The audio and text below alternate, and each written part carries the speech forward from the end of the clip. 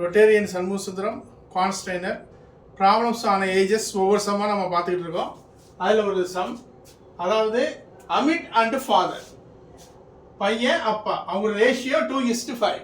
எதுக்காக நான் பாக்ஸ் போட்டிருக்கேன்னா, இப்போ ப்ரெசண்ட் நவ் அப்படிங்கிறதுக்காக பாக்ஸ் போட்டிருக்கேன்.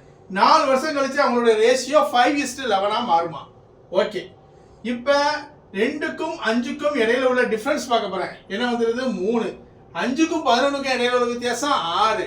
இப்படி இருந்துச்சுன்னா செய்யறது கொஞ்சம் கஷ்டம். ரெண்டும் ஒரே மாதிரி இருந்தால் தான் செய்யறது நமக்கு ஈஸி. ஸோ நம்மளுடைய வேலை ரெண்டையும் ஒரே மாதிரி ஆக்கணும். ஒரே மாதிரி ஆக்கணும்னா நம்ம என்ன செய்யணும்? இந்த 2க்கும் 5க்கும் இடையில உள்ள வித்தியாசம் என்ன வந்துடும்? 3. இந்த 3 கொண்டு 5 பெருக்கிட்டீங்கன்னா 15.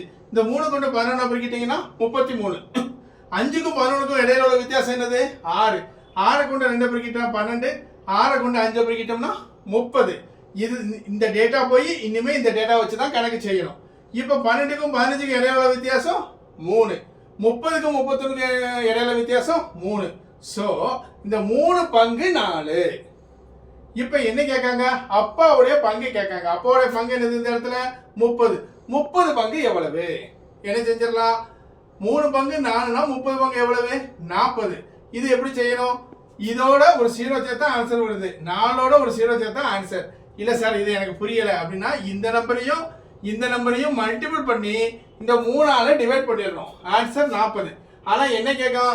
5 வருஷத்துக்கு முந்தைய அப்பாவுடைய ஏஜ் கேட்கும். 5 வருஷத்துக்கு முந்தைய, இப்போ 40 வயசு. 5 வருஷத்துக்கு முந்தைய அவருடைய ஏஜ் என்னவா இருக்கும்? 35 இருக்கும். Okay, answer 35. Thank you very much.